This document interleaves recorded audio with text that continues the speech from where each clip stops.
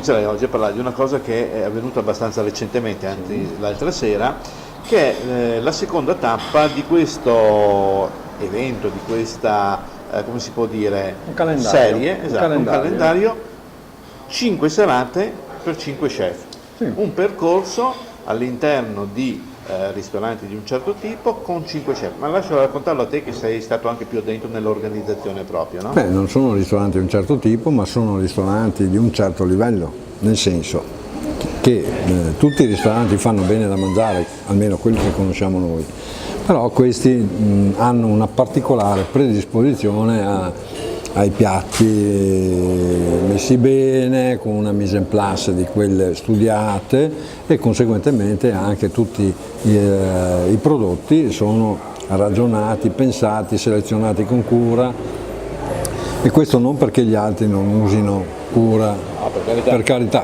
però diciamo che qui c'è un'attenzione un po' più... Poi anche la particolarità di questo progetto, di questo format, è che in ogni serata, in ogni tappa ci saranno tutti i 5 chef presenti che oltre a fare un piatto a testa porteranno questo piatto in sala e lo potranno raccontare ai presenti.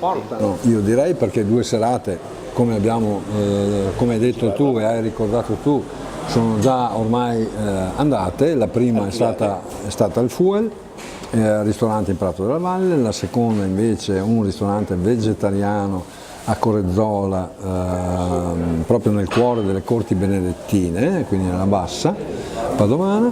Il terzo appuntamento, ormai alle porte anche quello, sarà invece qui di nuovo in Padova, il ristorante si chiama Radici. Radici, mi raccomando, e andate sulla pagina Di Radici, Facebook, no, ma anche sulla pagina Radici, per prenotare, perché ormai mancano pochi posti alla chiusura. E un'altra particolarità di questo progetto sono i pochi posti, ma d'altronde la qualità è sempre un po' riservata a pochi. Nel senso che per ogni ristorante sono stati previsti 30 posti. Dicevo, un'altra particolarità è l'abbinamento con questi piatti dei vini, che è sempre una particolarità, dovrebbe esserlo, diciamo, in generale, ma in questo caso lo è di più perché abbiamo coinvolto le donne del vino dei colli Eugani e dei colli iberici. Esatto, è un'associazione temporanea. Si chiama Un Tocco al Vino. Un Tocco al Vino, ci sono 13 o 14 produttrici,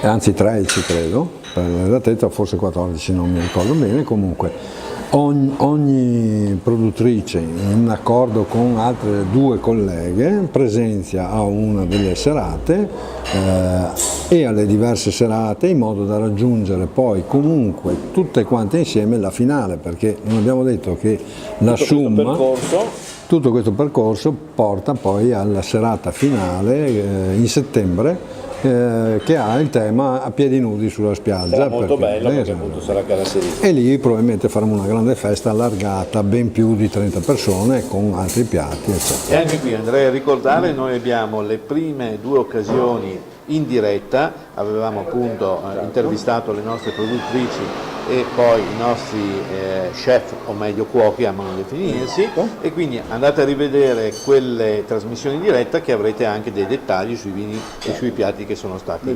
presentati.